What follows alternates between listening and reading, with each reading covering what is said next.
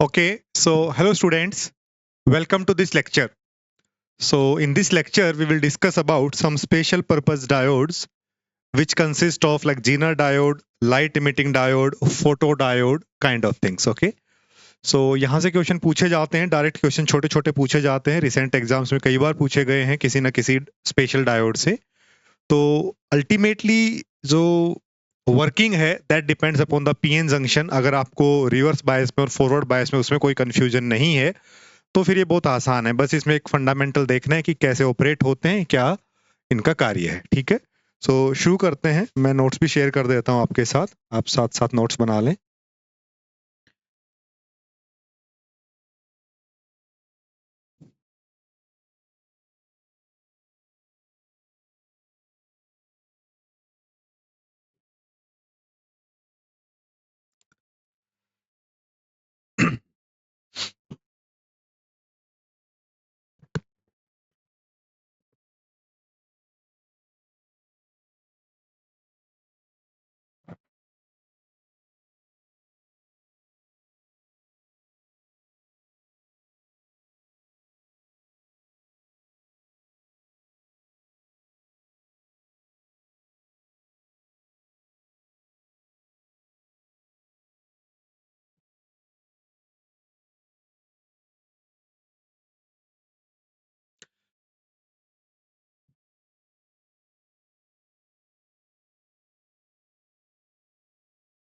Okay, so let's discuss about these type of diodes.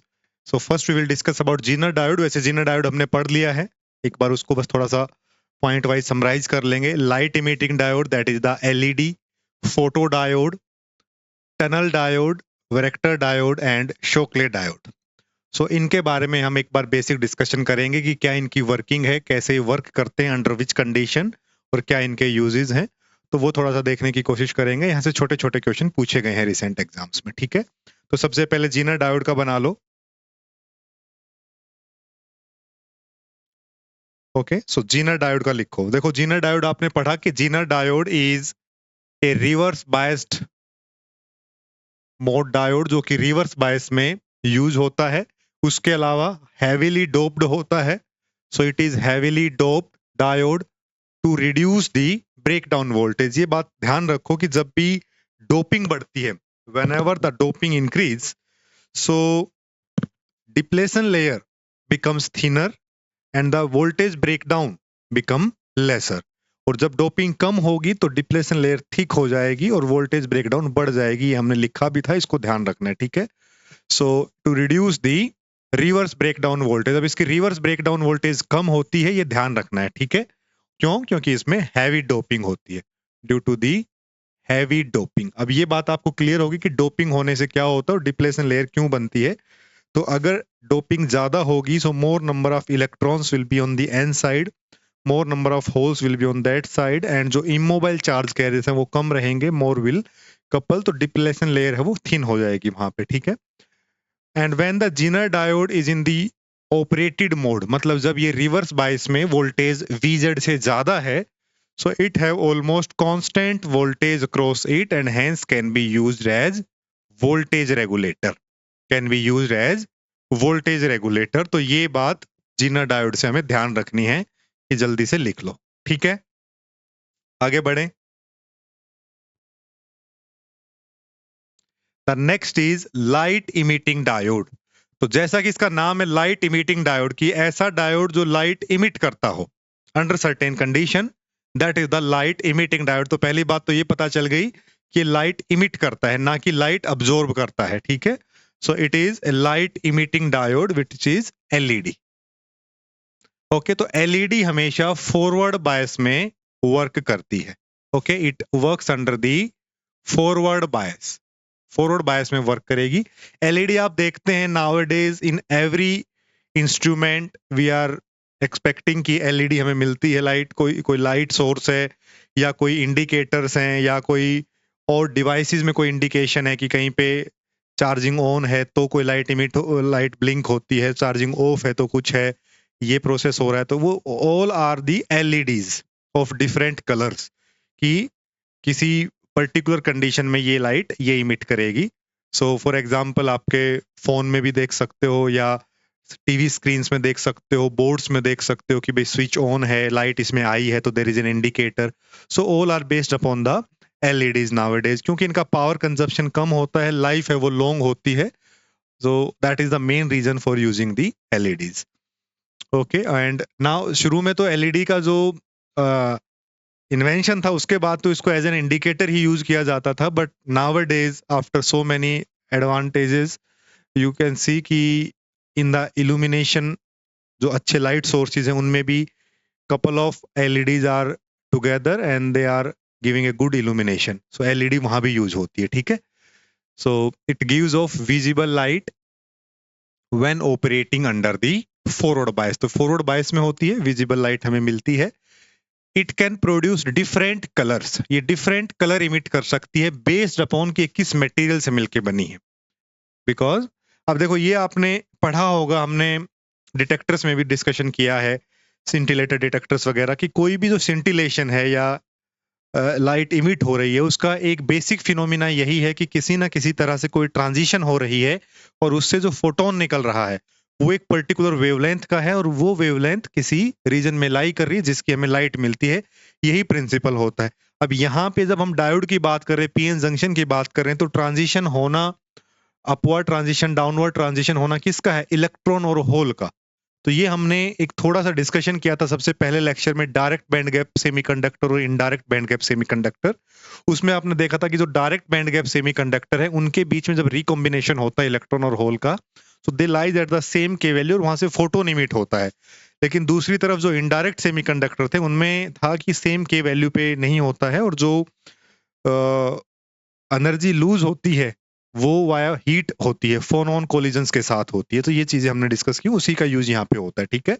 तो कौन सा कलर इमिट होगा वो डिपेंड करेगा कि बैंड गैप क्या है, कि क्या ट्रांजिशन हुई है, क्या लैम्डा निकला है, क्या वेवलेंथ निकली है. तो वो डिपेंड करेगा कि मटेरियल क्या है. हर एक मटेरियल की अपनी प्रॉपर्टी होगा, उसका अपना बैंड गैप होगा. तो इसीलिए जो उसका अलग अलग कलर होगा that will depend upon the material itself जिससे भी वो बना है. जैसे गैलियम आर्सेनाइड यूज होता है, गैलियम फोस्फाइड यूज होता है, तो रेड लाइट है, ग्रीन लाइट इससे हमें मिल जाती है. तो डिफरेंट कलर की लाइट जो है वो डिफरेंट मटेरियल से मिलती है. सिंपली सिलिकॉन या जर्मेनियम से हमें एलईडी फंक्शन नहीं मिलता है, ठीक है. सिंपल सिलिकॉन या जर्मेनियम सेमीकंडक्टर से नहीं मिलता है क्योंकि they are indirect band gap semiconductor और उनमें वो प्रोसेस नहीं होता है, फोटोन इमिट होना चाहिए, ठीक है. तो ये हमने देख लिया है कि डिफरेंट मटेरियल्स के लिए जो गैप होगा, बैंड गैप होगा, वो डिफरेंट होगा. तो जो लाइट इमिट होगी वो वेवलेंथ भी अलग होगी और डिफरेंट रिजल्ट्स भी हमें वहां पे देखने को मिलेंगे. तो under the forward biased condition when electron hole recombination takes place visible light emits simply, ठीक है. And LED action does not take place in silicon और germanium because they are indirect band gap semiconductor और वहां पे heat loss के थ्रू, heat loss करके और वहां से आपकी ट्रांजिशंस होती है, ठीक है. तो यहाँ पे ये चीजें पूछी जा सकती हैं. आगे बढ़ते हैं, ये इंपॉर्टेंट है. देखो सारे छोटे छोटे क्वेश्चन हैं, यहां से बनते हैं क्वेश्चंस, ठीक है. इसका जो रिप्रेजेंटेशन है वो एक सिंपल डायोड के ऊपर एक दो एरो हमने लगा दिए हैं. इसका मतलब क्या हुआ कि यहां से लाइट इमिट करता है, ये इसका सिग्नेचर हो गया कि डायोड जो है वो लाइट इमिट कर रहा है, ये इसका साइन है. अब देखो जैसे जो करंट है और जो इंटेंसिटी है इन मिलीवोट, अगर उसका हम प्लॉट देखते हैं तो जो करंट है और उसका जो इंटेंसिटी, जो आउटवर्ड में जो हमें लाइट मिल रही है उसका अगर हम देखते हैं, फॉरवर्ड बायस जो करंट है उसको चेंज करते हैं तो इंटेंसिटी कैसे मिलती है. सो इट इज लीनियरली, जैसे जैसे हम करंट बढ़ाते जाएंगे इंटेंसिटी उतनी बढ़ती जाएगी. However there is a certain limit कि कहाँ पे जाके रुकेगी, but up to the point intensity varies linearly with the current. Okay, उसके बाद आता है कि अब इसके यूजेस तो बहुत सारे हैं. देखो एलईडी के यूजेस तो मतलब आप कितना ही डिस्कशन कर लो उतना ही कम है. एलईडी का तो इतना सारे यूजेस है, मैंने बेसिक आपको बता दिया. उसमें अलग अलग कॉम्बिनेशंस के थ्रू, अलग अलग सर्किट्स के थ्रू हम इसको मल्टीपर्पज सोल्व यूज कर सकते हैं, ठीक है.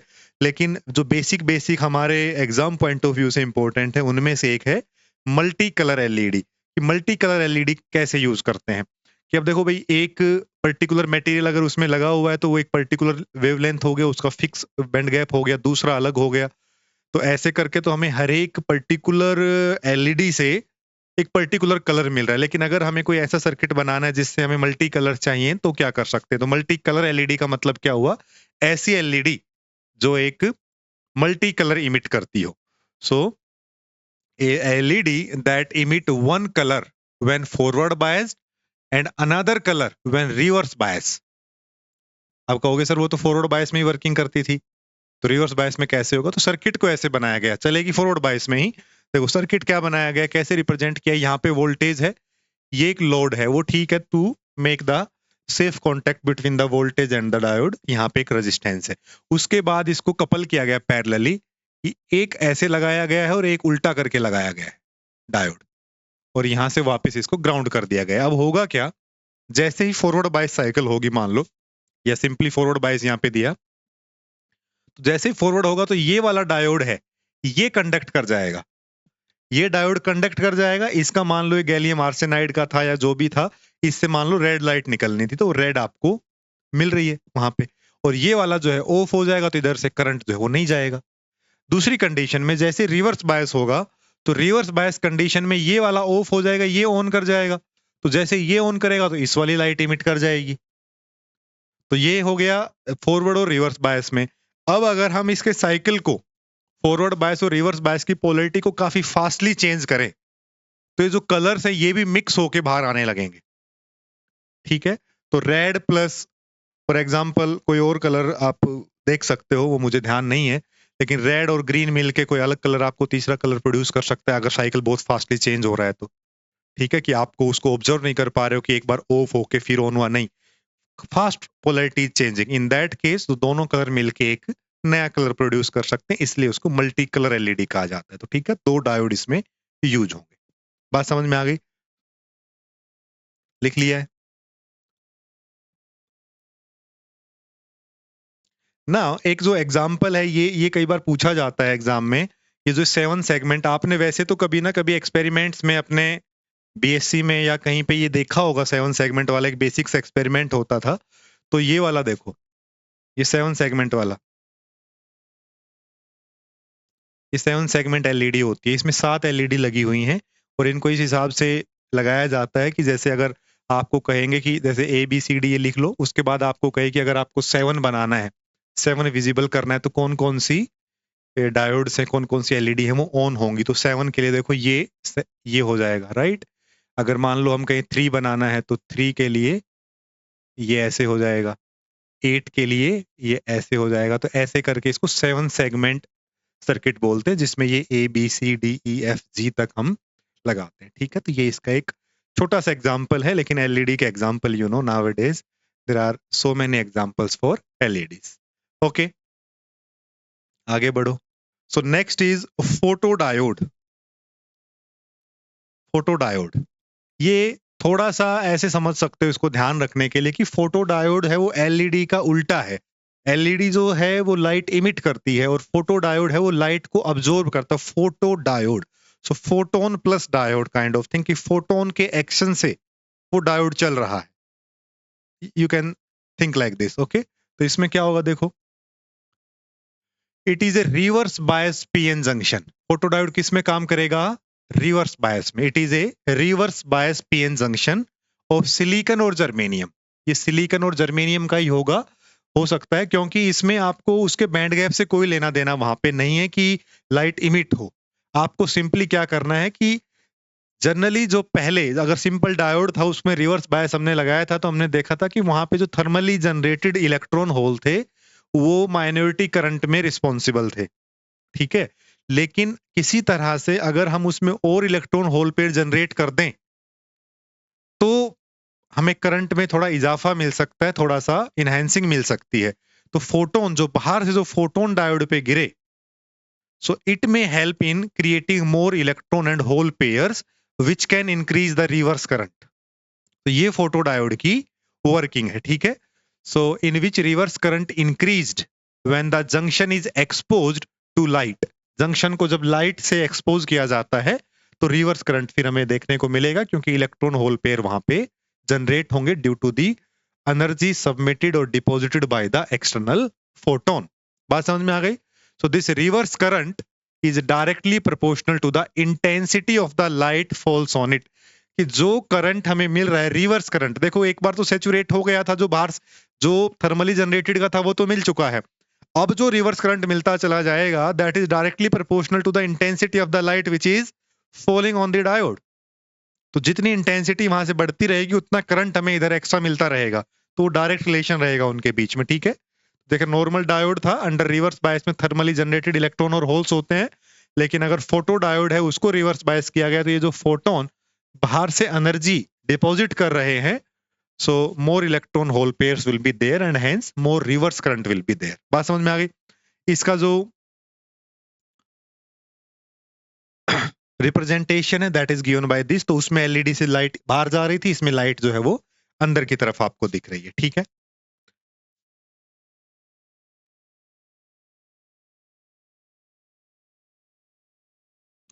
Next is dark current. What is a dark current? आपको क्या लगता है नाम सुन के? डार्क करंट मतलब ऐसा करंट जो लाइट के इन्फ्लुएंस से नहीं आ रहा है, वो डार्क करंट होगा, राइट?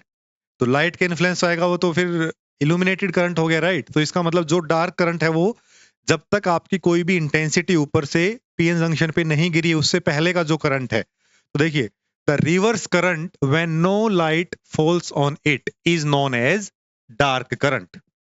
और इसी के कोरस्पॉन्डिंग जो रेजिस्टेंस होगा डायोड का वो कहलाएगा डार्क रेजिस्टेंस। वो क्या कहलाएगा? Dark resistance. बात समझ में आ गई? So as light falls on PN junction, more electron hole pairs will be created. The maximum reverse current is known as saturation current. Maximum reverse current is known as saturation current. कि वहां पे saturate कर जाएगा, उसके बाद जो है वो रिवर्स करंट इंक्रीज नहीं करेगा। अब अगर हम इसको देखें, देखो ये है इल्यूमिनेशन इंटेंसिटी, मान लो इस डायरेक्शन में इंक्रीज हो रही है और इधर से करंट इंक्रीज हो रहा है जो IR, which is the reverse current which you are getting.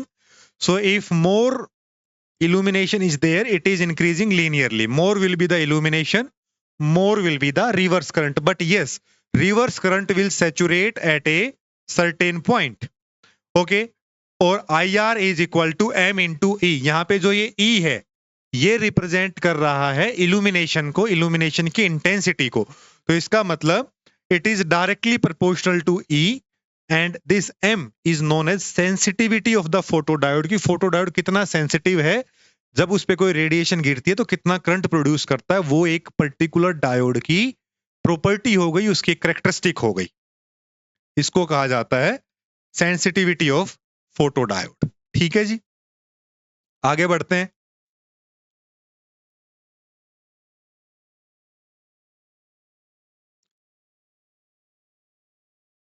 Now see, एक रिप्रेजेंटेशन से और अच्छे से समझ में आएगा अगर हम V वर्सेस I का प्लॉट करते हुए, it is the reverse voltage and the I is the reverse current. So see, अभी कोई भी इल्यूमिनेशन नहीं है यहाँ पे, उस सिचुएशन में क्या होगा, जैसे जैसे VR आप बढ़ाएंगे, रिवर्स सैचुरेशन वोल्टेज बढ़ाएंगे, तो जो करंट है वो एक बार बढ़ेगा, उसके बाद है that will be this one, right? But when we increase this illumination, so you see कि जो जैसे जैसे इल्यूमिनेशन बढ़ रहा है करंट बढ़ता चला जा रहा है, करंट बढ़ता चला जा रहा है। तो यहाँ पे तो क्या था कि रिवर्स बायस पे वो फिक्स हो गया था कि आपको उससे ज्यादा जो थर्मली इलेक्ट्रॉन थे वो अब उससे ज्यादा नहीं है, लेकिन अब इस इंटेंसिटी से जो एक्सटर्नल इंटेंसिटी गिर रही है, ज्यादा इंटेंसिटी है तो ज्यादा करंट मिल रहा है, करंट की वैल्यू यहाँ पे ज्यादा है, यहाँ पे कम, यहाँ पे कम, यहाँ पे सबसे कम। तो जैसे जैसे इंटेंसिटी इंक्रीज हो रही है वैसे ही करंट भी इंक्रीज हो रहा है, जो रिवर्स करंट है वो भी इंक्रीज हो रहा है। बात समझ में आ गई है? ठीक है, आगे बढ़े। Next is opto isolator. ये इतना इंपॉर्टेंट नहीं है ओप्टो आइसोलेटर, लेकिन फिर भी एक बार देख सकते हैं कि ओप्टो आइसोलेटर को ओप्टो कपलिंग भी कहा जाता है, ओप्टो कपलर भी कहा जाता है। क्यों? क्योंकि ये दो स्टेजेस के बीच में कपल करता है using the diode. Input voltage output voltage में कपलिंग करता है यूजिंग दी डायोड। तो प्रिंसिपल क्या है, दो डायोड्स को यूज करता है। ये वाला जो डायोड है ये एलईडी है, ये क्या है, एलईडी है, और इससे जो लाइट इमिट हो रही है ये इस पे गिर रही है, ये इसके लिए फोटो डायोड है। बात समझ में आ गया? ये क्या है, फोटो डायोड है।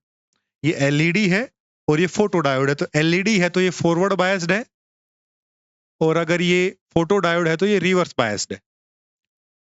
ठीक है, तो यहाँ पे ये इसका सिंबल हो गया, रिप्रेजेंटेशन हो गई ऑप्टो कपलर की, जहां पे एक एलईडी और एक फोटो डायोड कपल करते हैं सिग्नल को आगे भेजने के लिए। ठीक है, तो इधर एलईडी लगी, इधर फोटो डायोड लगा, यहां से लाइट इमिट होगी और वो लाइट इसके लिए एक्सटर्नल एजेंसी का काम करेगी जिसपे फोटो डायोड वर्क करता है। ठीक है, और उसको रिवर्स बायस किया गया है। क्लियर है? Next is very important, that is tunnel diode. That is tunnel diode. तो ये इंपॉर्टेंट है, यहां से क्वेश्चन पूछा भी गया था लास्ट एग्जाम में कि कौन सा डायोड है जो नेगेटिव रेजिस्टेंस शो करता है। इस पे थोड़ा सा हम डिस्कशन करेंगे कि ये नेगेटिव रेजिस्टेंस क्यों शो करता है, क्योंकि अगर आप थोड़ा डिस्कशन में चलोगे तो आपको और सारे क्वेश्चंस भी काफी यहाँ से मिल जाएंगे जो कि इंपॉर्टेंट है एग्जाम पॉइंट ऑफ व्यू से। ठीक है, तो इसको एक तो इसाकी डायोड भी बोलते हैं, as per the name of inventor Leo Esaki. He invented this diode in 1958 or on the basis of the principle of this diode, he got the Nobel Prize in 1973. 1973 में इस पे नोबेल प्राइज मिला। Process was electron tunnelling. उन्होंने electron tunnelling का use करके effect को समझा के और इस टनल डायोड को एक्सप्लेन किया, इसको इन्वेंट किया। सो इलेक्ट्रॉन टनलिंग पे एक नोबेल प्राइज मिला in 1973 to the Leo Esaki who was the inventor. Okay, अब चलते हैं फिजिक्स पॉइंट ऑफ व्यू से कि it is a PN junction, again because diode है, that exhibit negative resistance between two values of forward voltage. अब देखो ये तो एक टिपिकल सी डेफिनेशन होगी, between two values of forward voltage. समझेंगे तो आपको खुद से समझ में आ जाएगा हो क्या रहा है। नेगेटिव रेजिस्टेंस शो करता है। अब नेगेटिव रेजिस्टेंस का मतलब क्या है, देखो नेगेटिव रेजिस्टेंस को पहले समझने की कोशिश करो कि है क्या। चाहे तो डायोड सिंपल डायोड पे चलते हैं, चाहे वो फॉरवर्ड बायस है चाहे वो रिवर्स बायस है, उसमें जो रेजिस्टेंस है वो नेगेटिव रेजिस्टेंस नहीं है। नेगेटिव रेजिस्टेंस का मतलब क्या है, जब आप वोल्टेज बढ़ा रहे हो तो करंट घटने लग जाए, वो है नेगेटिव रेजिस्टेंस। लेकिन अगर सिंपल डायोड की हम बात करें तो उसमें तो चाहे फॉरवर्ड है चाहे रिवर्स है, वोल्टेज बढ़ाते हैं चाहे रिवर्स में चाहे फॉरवर्ड में, करंट बढ़ता ही है, घटता नहीं है, कम नहीं होता है कि वोल्टेज बढ़ाए जाने करंट कम हो गया, नो। तो वो दोनों हमेशा फॉरवर्ड रेजिस्टेंस मतलब पॉजिटिव रेजिस्टेंस पे ही काम करते हैं। लेकिन नेगेटिव रेजिस्टेंस का मतलब है कि जैसे जैसे आप वोल्टेज बढ़ाते जाएं और फिर करंट कम हो जाए, that is something unique, that is known as negative resistance. और वो नेगेटिव रेजिस्टेंस टनल डायोड में होता है। टनल डायोड है हैवीली डोप्ड डायोड है, इसको काफी हैवीली डोप किया जाता है, nearly 10⁻19 10⁻20 atoms per centimetre cube. तो इसकी जो डोपिंग है वो क्या है, बहुत हैवी है। उस हैवी डोपिंग की वजह से ही सारा प्रोसेस हो रहा है। समझो कैसे, देखो एक एक पिक्चर में शेयर करता हूं आपके साथ एक बार, उससे समझेंगे।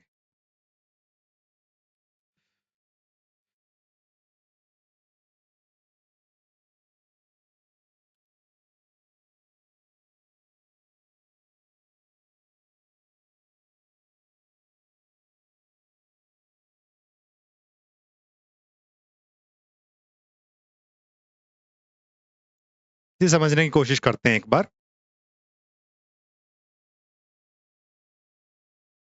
देखो, जो नॉर्मल जब हम कंडक्शन बैंड और वैलेंस बैंड की बात करते हैं तो क्या होता है, देखो ये है नॉर्मल डायोड का केस, जब पी और एन जंक्शन का जो बैंड डायग्राम है। तो आपने ये समझा था जब हमने बैंड स्ट्रक्चर थोड़ा डिस्कशन किया था जिस दिन पहले लेक्चर के लास्ट में, कि जब एन टाइप होता है, इंट्रिंस फर्मी लेवल इंट्रिंसिक के बीच में होता था, एक वैलेंस बैंड था एक कंडक्शन बैंड था। उसके बाद हमने कहा था कि जैसे ही एन टाइप डोपिंग होती है तो फर्मी लेवल है वो कंडक्शन बैंड की तरफ शिफ्ट होता है, और पी टाइप में जब डोपिंग होती है, पी टाइप की डोपिंग होती है, तो फर्मी लेवल है वो वैलेंस बैंड की तरफ शिफ्ट होता है। और अगर बहुत हैवी डोपिंग हो जाए तो फर्मी लेवल है वो कंडक्शन बैंड के अंदर चला जाएगा इन द एन टाइप, और अगर हैवी डोपिंग हो जाए इन द पी टाइप तो वो वैलेंस बैंड के अंदर चला जाता है। यहां तक का डिस्कशन हमने किया हुआ है, ये उसी के बेसिस पे, क्योंकि इसमें एन टाइप में भी और पी टाइप में भी दोनों में ही हैवी डोपिंग की गई है, दोनों में ही हैवी डोपिंग की गई है। तो देखो जब नॉर्मल डायोड होता है, जब पीएन जंक्शन बनता है नॉर्मल, अभी कोई डोपिंग नहीं है, उस सिचुएशन में क्या होता है कि यहां पे देखो ये पी टाइप है और ये एन टाइप है, तो ये इसका कंडक्शन बैंड ऐसे बनता है और ये कलेक्टिवली वैलेंस बैंड ऐसे बनता है, ठीक है। उसके बाद ये जो डिस्टेंस है, ये जो स्टीपर पॉइंट है, ये कहलाता है डिप्लेशन रीजन, की डिप्लेशन रीजन कितना है ये वो डिफाइन करता है, और इनके फर्मी लेवल्स है। अब जनरली होता क्या है कि जब आप फॉरवर्ड बायस करते हो तो जो इलेक्ट्रॉन्स यहाँ पे कंडक्शन बैंड में फ्रीली बैठे थे, उनको ये एरिया पार करके पी टाइप में जाके होल्स के साथ रिकम्बाइन होना है, यही होना है, होल्स के साथ रिकम्बाइन होना है। तो यहां से कंडक्शन करेंगे, इलेक्ट्रॉन्स हैं वो पी टाइप में यहां से जाके होल्स के साथ करेंगे। तो ये होता है नॉर्मल डायोड का फंक्शन। लेकिन यहां पे क्या हो रहा है कि due to the heavy doping होने की वजह से जो फर्मी लेवल था,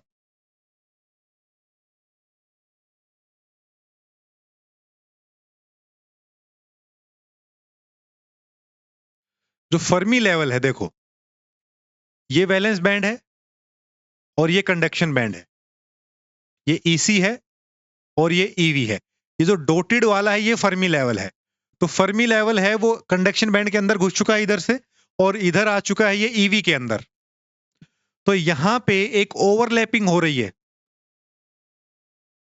due to this Fermi level shift and the high doping in the N side and P side, जो कंडक्शन बैंड है ऑफ द एन टाइप वो नीचे आ गया है, और जो वैलेंस बैंड है ऑफ पी टाइप वो ऊपर चला गया थोड़ा सा। उससे हुआ क्या कि यहां पे एक कपलिंग हो गई है इस रीजन में। इस रीजन में क्या हो गई है, कपलिंग दिख रही है यहां पे कि उसका कंडक्शन बैंड नीचे, इसका वैलेंस बैंड ऊपर है। और डिप्लेशन लेयर तो जो है वो है, डिप्लेशन लेयर भी हाई डोपिंग की वजह से थिन होती है, ठीक है। अब due to this what will happen कि यहां पे जो है वो एक्सेस इलेक्ट्रॉन्स बैठे हुए हैं। यहां पे कौन बैठा हुआ है, एक्सेस इलेक्ट्रॉन्स है, और यहां पे बैठे हुए हैं होल्स जो पी टाइप के हैं, क्योंकि ये पी है ये एन है, तो यहां पे होल्स बैठे हुए हैं। So even if a slight voltage is applied, actual तो होना ये चाहिए था, अगर ये नहीं होता तो इन इलेक्ट्रॉन्स को उठ के यहां जाने के लिए वोल्टेज चाहिए थी which is surpassing the potential barrier, उससे ज्यादा होनी चाहिए थी। लेकिन अब अगर उतनी वोल्टेज ना भी दें हम, 0.7 वोल्ट 0.3 वोल्ट या वो जो वोल्टेज उसको चाहिए थी उतनी वोल्टेज ना देके थोड़ा सा भी फॉरवर्ड बायस करें, तो इन इलेक्ट्रॉन्स के पास जो कि ये ओवरलैपिंग में बैठे हुए हैं, इनकी एक हाई पॉसिबिलिटी है कि टनल कर जाएं और इधर जो होल्स बैठे हैं इनके साथ ही कंबाइन कर जाएं। बात समझ में आ रही है? इनका जो रिकॉम्बिनेशन है इलेक्ट्रॉन्स का इन द पी साइड, वो at a very low forward voltage पे ही हो जाए। तो इलेक्ट्रॉन्स का यहां से टनल करना at very low forward voltage is known as electron tunnelling.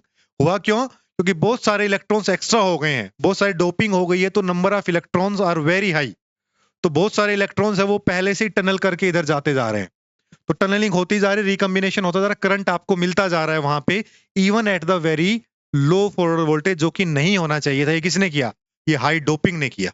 High doping की वजह से आपके जो लेवल्स हैं वो यहाँ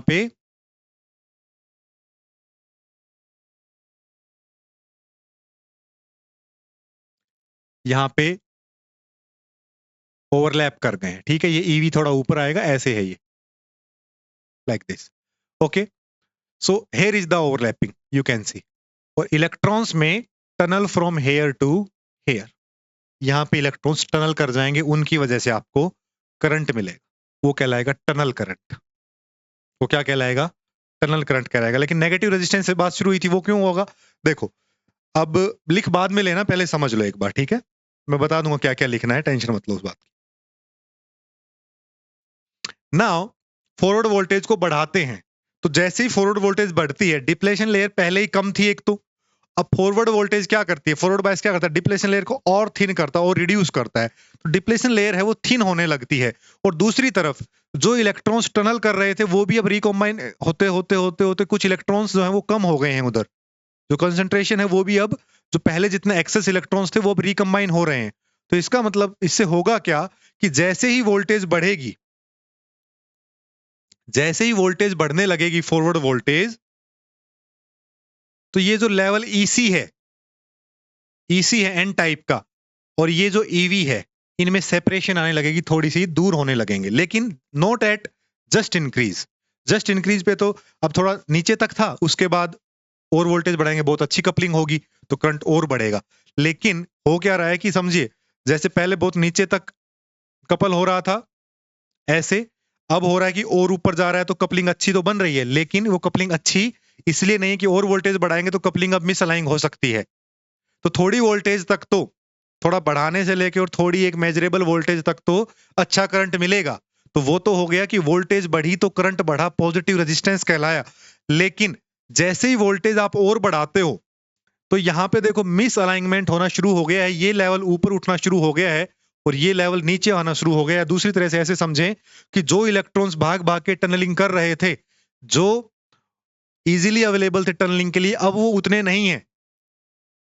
तो उससे होगा क्या कि इनकी कपलिंग कम होने लगेगी, वीक कपलिंग होगी। यहां पे क्या होगा? Weak coupling.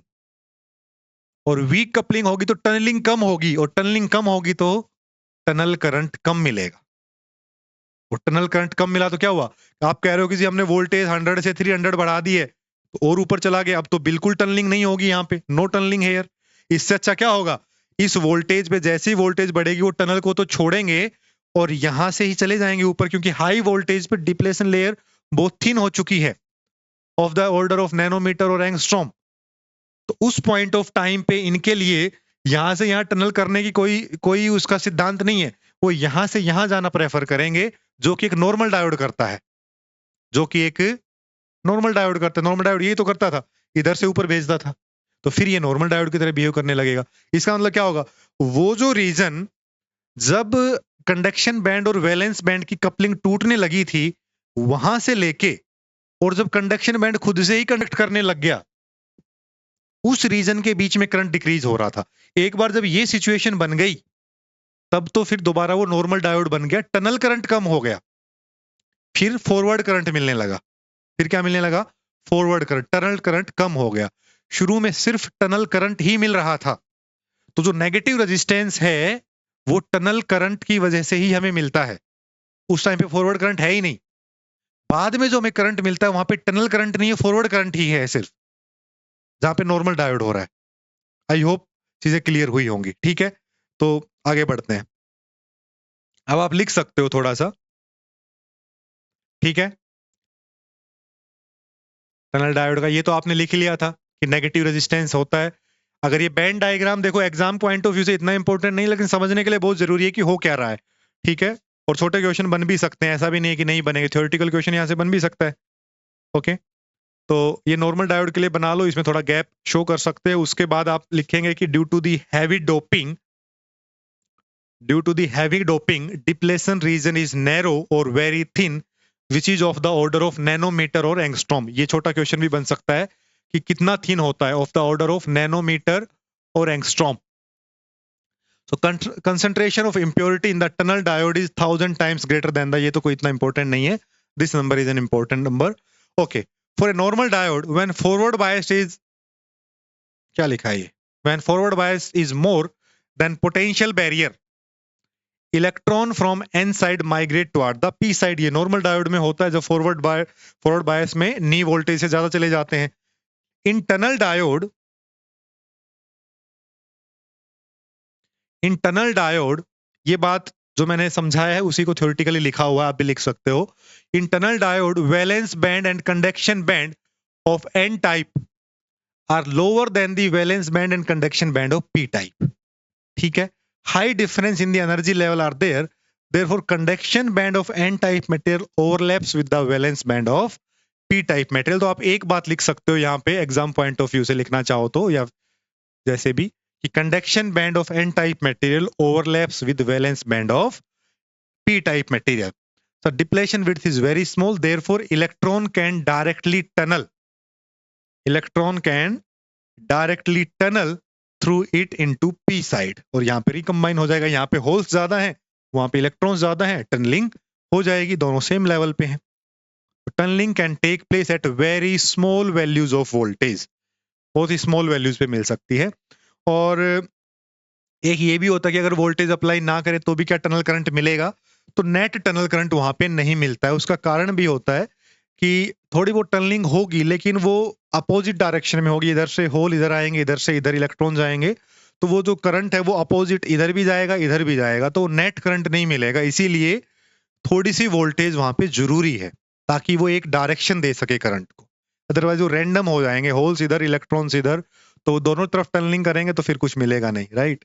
तो इसीलिए वो बेटर है कि एक फॉरवर्ड बायस वहां पे हो थोड़ा सा, तो आपको जो टनल करंट मिलेगा that is the tunnel current. Okay, so unbiased tunnel diode पे क्या होगा, कोई भी करंट ऑब्जर्व नहीं होगा। छोटा क्वेश्चन है कि कोई भी टनल डायोड अगर अनबायस्ड है, कोई भी वोल्टेज उस पर अप्लाई नहीं है, तो क्या होगा, no net current is observed in that case. Under very small forward bias, अब वोल्टेज अप्लाई करने लगे हैं तो electrons will start tunnelling into the P side, tunnelling शुरू हो गई है, and hence current will start, however small, current होगा लेकिन स्मॉल होगा, बट फिर भी है तो सही। तो वोल्टेज बढ़ने से करंट बढ़ रहा है, positive resistance region starts from here, positive resistance है यहाँ पे। आगे बढ़ते हैं।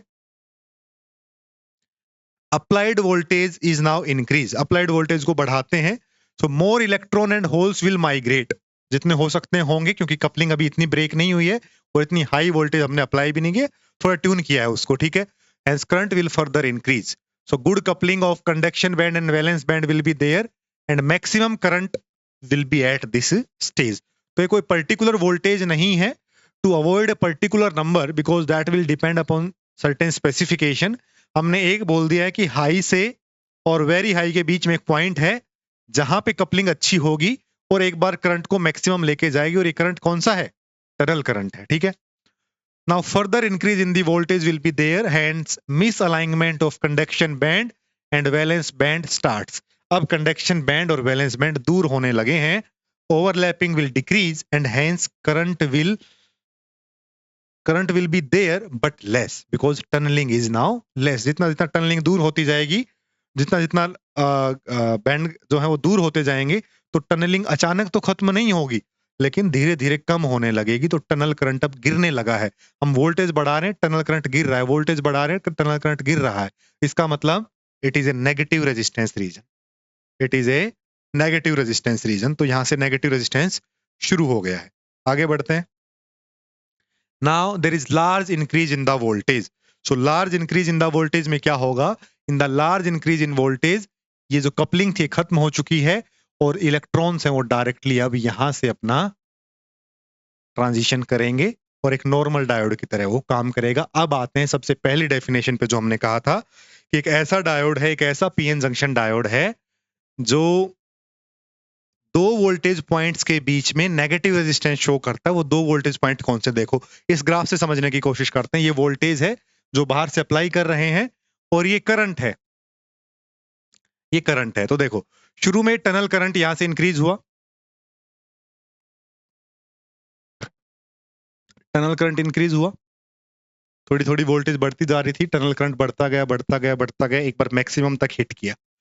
उस वोल्टेज के बाद जब अब कम होने लगा, टनलिंग कम होने लगी, ये वो पॉइंट था पीक पॉइंट वोल्टेज इसको बोलते हैं, ठीक है। इसको क्या बोलते हैं, पीक पॉइंट वोल्टेज, जहां पे करंट ने पीक अचीव किया था वो पीक पॉइंट वोल्टेज है।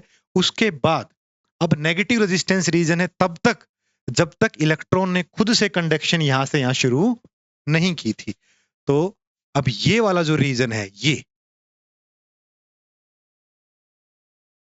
This region is negative resistance region, पूरा नेगेटिव रेजिस्टेंस नहीं है। This region between the valley voltage, इसको क्या बोलते हैं, वैली में जो वोल्टेज है, जो सबसे ड्रॉप डाउन था यहाँ पे, उसके बाद ये क्या है, अब दोबारा से नॉर्मल डायोड बन गया। लेकिन ये करंट कौन सा है, ये करंट है forward current.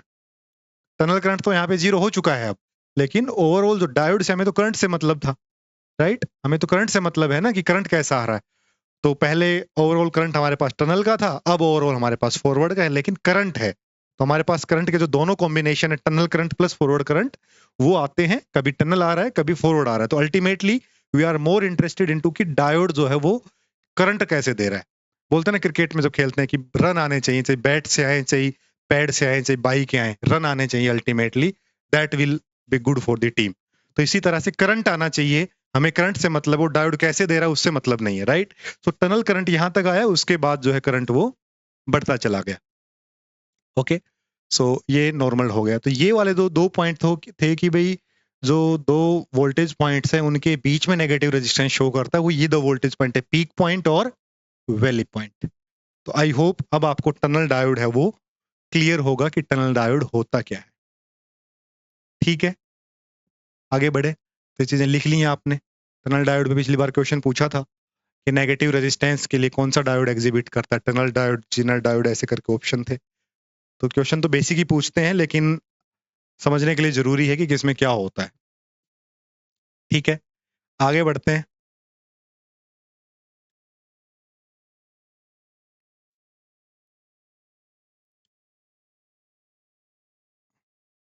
So next is Varactor diode. Varactor diode. So it was invented in 1961. Okay, ये चीज नहीं पूछेंगे, मैं बस आपकी नॉलेज के लिए बता रहा हूं कि उस एरा में ये सब चल रहा था।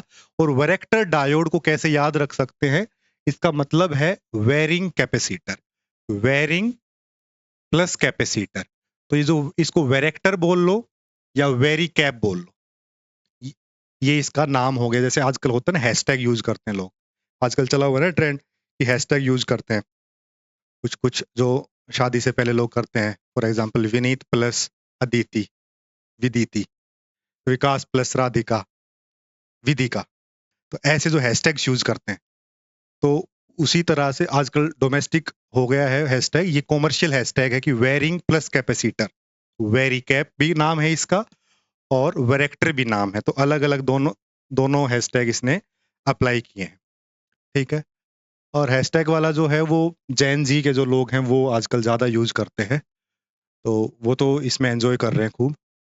जो मिलेनियल्स हैं उनको बेचारों को कुछ समझ नहीं आ रहा है, ना तो वो जैन जी बन पा रहे हैं, उनके साथ बड़ा ट्रांजिशन आ रहा है लाइफ में कि ना तो वो जैन जी की तरफ जा पा रहे हैं, ना वो जैन एक्स की तरफ जा पा रहे हैं, वो बीच में ट्रांजिशन में बहुत सारे ट्रांजिशन देख रहे हैं जो मिलेनियल्स हैं। Anyway, sad for them, but let's come to the topic about varactor diode. भूलना नहीं है, वेरिंग प्लस कैपेसिटर, ये एक वेरिंग कैपेसिटर की तरह काम करेगा। एक ऐसा पीएन जंक्शन जो वेरिंग कैपेसिटर की तरह काम करे वो कहलाता है varactor diode, varying capacitor diode या वेरी कैप डायोड, तीनों ही इसके नाम है, ध्यान रखना है। ठीक है, सो और कहाँ पे काम करता है, under the reverse bias condition. अच्छा, इसके बाद जब क्लास के बाद एक काम करना कि जितने भी डायोड हमने लिखे हैं इनके एक टेबल बनाना, और एटलीस्ट ये ध्यान रखना कि कौन सा फॉरवर्ड बायस में काम करता है और कौन सा रिवर्स बायस में काम करता है। ठीक है, ये बड़ा जरूरी है, अदरवाइज आप भूल जाओगे और फिर कुछ गलती कर दोगे। तो ये एक बार एक टेबल बनाना, ये 5-6 डायोड हमने लिखे हैं, तो बस फॉरवर्ड बायस और रिवर्स बायस जरूर ध्यान रखना और थोड़ा सा माइंड में कनेक्ट करना कि क्या वर्किंग होती थी, तो फिर आप भूलोगे नहीं। ठीक है, अब देखो, अब ये इसका कॉन्सेप्ट क्या है, ये कहता है कि जो पीएन जंक्शन के बीच की जो डिप्लीशन लेयर है उसमें कोई भी मोबाइल चार्ज कैरियर्स नहीं है, मूवेबल चार्ज कैरियर्स नहीं है, वहां पे इमोबाइल चार्ज आयंस हैं। इधर पॉजिटिव बैठे थे, इधर नेगेटिव बैठे थे, तो डिप्लेशन लेयर बनी थी ये वाली। तो जो डिप्लेशन लेयर है जहां पे कोई भी चार्ज कैरियर्स नहीं है, तो वो एक तरह का पी साइड और एन साइड के बीच में एक इंसुलेटर की तरह काम करता है, एक इंसुलेटर जोन की तरह काम करता है, और करता भी है। कि वो जो डिप्लेशन लेयर है उसका क्या काम है कि इधर से कोई चार्ज कैरियर तो नहीं आ रहा है, इधर से कोई चार्ज कैरियर तो नहीं आ रहा है, उनका अपोज करना उसका काम है। तो ये एक इंसुलेटर जैसा हो गया। तो इसको समझने के लिए, वैसे तो हमने कहा था कि देखो पी टाइप और एन टाइप जो सेमीकंडक्टर्स हैं वो न्यूट्रल होते हैं अपने आप में, भले उनमें एन एक्सेस ही हो, लेकिन एन एक्सेस होने का मतलब ये हुआ था कि उतने ही नंबर ऑफ एटम्स उसमें आए थे और एटम अपने आप में न्यूट्रल है। लेकिन पी साइड और एन साइड की पोलैरिटी को देखते हुए, इधर होल्स ज्यादा हैं, इधर एन ज्यादा है, इलेक्ट्रॉन्स ज्यादा हैं, तो उस हिसाब से हम समझ सकते हैं कि एक दूसरे के कोरस्पॉन्डिंग एक जो कैपेसिटर की जो क्या बोलते हैं प्लेट है, इसको पी मान लो, दूसरे प्लेट को हम एन मान लें, और बीच में जैसे कैपेसिटर में डाइलेक्ट्रिक होता था वैसे इसमें डिप्लेशन लेयर मान लें, तो ये कैपेसिटर जैसा काम कर जाए। ठीक है, तो जब इसको रिवर्स बायस किया, देखो ये पी साइड को नेगेटिव, इधर एन टाइप को पॉजिटिव, तो यहाँ पे होल्स ज्यादा है, यहाँ पे एन ज्यादा है, तो ये दोनों हो गए कैपेसिटर की प्लेट्स की तरह, और ये जो डिप्लेशन लेयर है इसके बीच की, ये हो गया इसका डाइलेक्ट्रिक की तरह, या इसके बीच में जो इंसुलेटर मटेरियल होता है उसकी तरह पे, तो ये कैपेसिटर की तरह काम करेगा। तो इसका जो सिग्नल है वो क्या है, ये है। तो वेरिंग कैपेसिटर, देखो ये तो कैपेसिटर होता है और ये होता है varying capacitor, changing capacitor, capacitance की वैल्यू चेंज हो सकती है। अब देखो यहां से कैसे ध्यान रखोगे इसको कि so there was some power issue, okay. So how it works as a capacitor, now see, हमने कहा कि इसके बीच में जो है that is an insulator diode, और पी टाइप को एक साइड मान लिया, एन टाइप को एक साइड मान लिया, तो जो कैपेसिटेंस है सीटी that is given by epsilon A by W D. W लिख लो या डब्ल्यू डी लिख लो, डी उसके फुट में लिखना है, ठीक है। तो सीटी is the total capacitance of the junction, epsilon is the permittivity of the semiconductor material, A is the cross sectional area of the junction, and WD, which is the very important quantity here, that is the width of the depletion layer, और यही हमारे पास है which is responsible for the varying capacitance. Now see how, अगर reverse bias voltage बढ़ती है तो क्या होता है, डिप्लेशन लेयर की विड्थ बढ़ती चली जाएगी। तो डिप्लेशन लेयर की जब विड्थ बढ़ती जाएगी तो WD इंक्रीज होगा, तो CT विल डिक्रीज। तो as VR is increasing from 0 to negative, it is decreasing, लेकिन जैसे रिवर्स बायस कम होने लगेगा depletion layer will be compact as compare to the previous one. तो क्या होगा, उसकी वजह से वो अब थिन होने लगेगी, मतलब उतनी थी नहीं फॉरवर्ड जितनी, लेकिन रिवर्स की दो वैल्यूज पे, जब हाई वैल्यू होगी तो ज्यादा वाइड होगी, जब कम वैल्यू होगी तो वो कम वाइड होगी। तो इसलिए जब कम वाइड होगी तो CT विल इंक्रीज। तो ये रिस्पॉन्स होता है कैपेसिटेंस का, इसलिए वोल्टेज बढ़ा के वेरिंग कैपेसिटर की तरह यूज किया जा सकता है वेरेक्टर डायोड को। बात समझ में आ गई है। The next is Shockley diode. तो ये एग्जाम पॉइंट ऑफ व्यू से कुछ कुछ चीजें इसकी इंपॉर्टेंट है, ज्यादा डिटेल में नहीं जाएंगे। देखो शोकले डायोड है, ये कॉम्बिनेशन होता है PN PN, it is PN PN, ऐसे होता है PN PN। तो P1 N1 P2 N2, इधर एनोड हो गई, ये कैथोड हो गई, यहां से बाइसिंग होती है। तो ऐसे क्रिस्टल्स लगे हैं P और N के कॉम्बिनेशन में। नाउ ये इसका जो रिप्रेजेंटेशन है वो ऐसा है, हाफ है, यहां पे देखो हाफ है, पूरा नहीं है, ठीक है। और एक सर्कल है anode and cathode. So anode cathode आपको पता है, P साइड को एनोड हमने बोला, N साइड को कैथोड हमने बोला है। अब इसको अगर डायोड से रिप्लेस करें तो आपको क्या लग रहा है कि एक डायोड PN जंक्शन यहां बन रहा है और एक PN जंक्शन यहां बन रहा है, दो डायोड होने चाहिए, लेकिन नहीं। यहाँ पे वो पहली आपको काम आएगी जो आप बचपन में करते थे कि तो सुना होगा ना आपने कि तीतर के दो आगे तीतर, तीतर के दो पीछे तीतर, बोलो बच्चों कितने तीतर। वही है यहाँ पे कि डायोड हमें जंक्शन देखने हैं ना कि सिर्फ PN जंक्शन देखना है। तो एक जंक्शन देखो यहां बन रहा है और एक जंक्शन यहां भी बन रहा है N और P का, और एक जंक्शन यहां पे बन रहा है। तो इसको रिप्लेस करते हैं 3 डायोड, ध्यान रखना है 3 डायोड रिप्लेस करेंगे, ना कि 2। कभी 2 PN PN देख के कह दो सर 2 डायोड आएंगे आंसर 2 कर दो, नो 3 डायोड। पहला P और N, तो ये P हो गया, ये N साइड हो गई, ठीक है जी। अगला देखो ये NP जंक्शन है, तो इधर N लगा दिया, इधर P लगा दिया, और अगला फिर से PN जंक्शन है, तो ये आपका P हो गया और N हो गया। तो 3 डायोड से रिप्लेस होता है शोकले डायोड। अब इसको बाइसिंग करनी है, देखो थोड़ा सा देखते हैं कि क्या होता है इसमें। जैसे फॉरवर्ड बायस होगी क्या होगा, देखो फॉरवर्ड बायस होगा तो under the forward bias condition, जब यहां पे पॉजिटिव है यहां पे नेगेटिव है, तो under the forward bias condition D1 will conduct और D3 विल कंडक्ट। D1 और D3 ये दोनों कंडक्ट कर जाएंगे, ये भी फॉरवर्ड बायस है, ये भी फॉरवर्ड बायस है, लेकिन D2 जो है वो ओपन रहेगा, वो जो है ओपन रहेगा, एक रिवर्स बायस रहेगा, और रिवर्स बायस रहेगा तो हाई रेजिस्टेंस ऑफर करेगा। और तीनों डायोड सीरीज में है, तीनों डायोड सीरीज में, अगर इनके इनपुट रेजिस्टेंस की बात करें तो ऐसे होंगे, R1 पहले वाले का, R2 R3। तो R2 जो है वो सबसे ज्यादा है क्योंकि ये रिवर्स में है, तो ज्यादा वोल्टेज ड्रॉप R2 के क्रॉस ही होगी, ज्यादा वोल्टेज ड्रॉप R2 के क्रॉस ही होगी। तो रिवर्स फॉरवर्ड बायस में क्या होगा, लिखो when forward biased D1 and D3 will be forward bias, D2 will be reverse bias. D2 will offer high reverse resistance, it means that high resistance will be offered by the Shockley diode, ठीक है, क्योंकि ज्यादा भाई ज्यादा resistance इसका है तो इसके अक्रॉस ही वोल्टेज ड्रॉप ज्यादा होगी, V is equal to IR से। Hence more voltage will drop across R2 as some forward voltage is increased।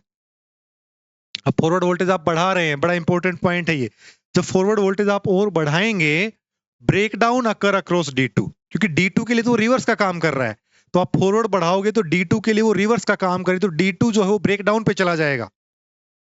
D2 जो है वो ब्रेक डाउन पे चला जाएगा। Break down occurs at D2, hence resistance is reduced. अब ब्रेक डाउन पे जाने के बाद current will shoot up in the D2, तो इसका रेजिस्टेंस कम हो गया है। तो जब तक ब्रेक डाउन पे नहीं गए थे तब तक तो D2 पूरा हाई रेजिस्टेंस ऑफर कर रहा था और उधर ही ड्रॉप हो रहा था, लेकिन जैसे ब्रेक डाउन से आगे निकले तो current will shoot up in the D2 and D1 और D3 तो कुछ कर ही नहीं रहे थे, तो current in the whole circuit will start flowing now. तो ये जो डायोड है, शोकले डायोड, एक स्विच की तरह हो गया कि जब तक D2 का ब्रेकडाउन नहीं आया था तब तक वो ऑफ था, लेकिन जैसे ही D2 का ब्रेकडाउन क्रॉस हुआ अब वो इंक्रीज कर गया है, अब वो एक क्लोज स्विच की तरह हो गया है। पहले ओपन स्विच था, कोई करंट नहीं दे रहा था लगभग, फिर देने लगा, तो ये फॉरवर्ड बायस कंडीशन हो गई। ठीक है, तो देखो फॉरवर्ड बायस में ऐसे समझते हैं इसको कि ये है, यहां तक गया, इसके बाद ये ब्रेक डाउन वोल्टेज होगी, ब्रेक ओवर वोल्टेज इसको बोलते हैं। तो उस मोमेंट पे opposite VZ will be there and V will be there, so it will come here once. करंट ज्यादा नहीं इंक्रीज हुआ, यहां भी करंट ज्यादा इंक्रीज नहीं हुआ, लेकिन इसके बाद करंट इज इंक्रीज्ड। तो यहां से यहां इसीलिए आया कि देखो पॉजिटिव फॉरवर्ड था, फिर मैक्सिमम रिवर्स वोल्टेज जो उसका ब्रेक डाउन था दैट इज देयर, तो वो VBO और V ब्रेक डाउन दोनों ही बराबर हैं, तो therefore the net is coming back here and then going down. लेकिन इतना डिटेल में जाने की जरूरत नहीं, बस मैंने आपको बता दिया है, छोटे क्वेश्चन वहीं से पूछे जाएंगे, शोकले से पूछेगा तो कोई। ठीक है, इसका रिवर्स भी होता है, उसको हम डिस्कस नहीं करेंगे, उसकी जरूरत नहीं है एज सच।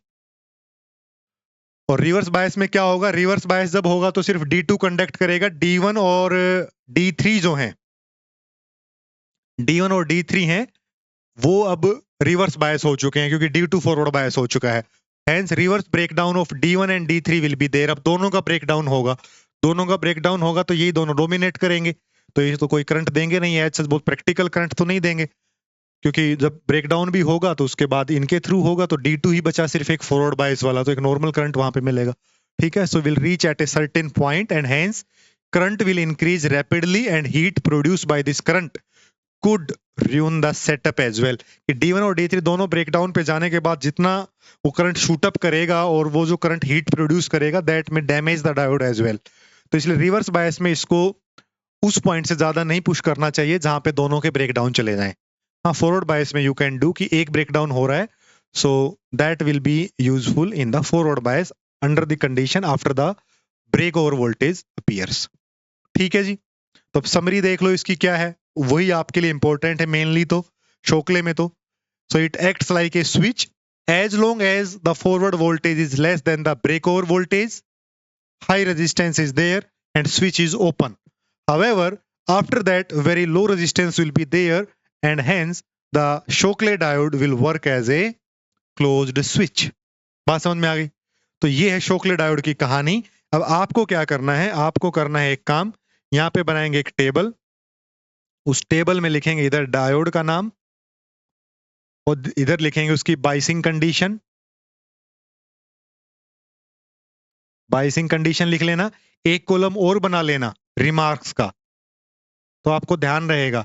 तो जैसे आप लिखें कि भाई एलईडी है, एलईडी है, तो एलईडी है वो फॉरवर्ड बायस में चलेगी और जो है लाइट इमिट करेगी, तो यहां पे लिख सकते हो लाइट इमिट। फिर लिखोगे जी फोटो डायोड रिवर्स बायस में चलेगा लेकिन लाइट अब्जॉर्ब करता है। फिर कहोगे जी टनल डायोड नेगेटिव रेजिस्टेंस दिखाता है। फिर कहोगे कि under the condition of voltage.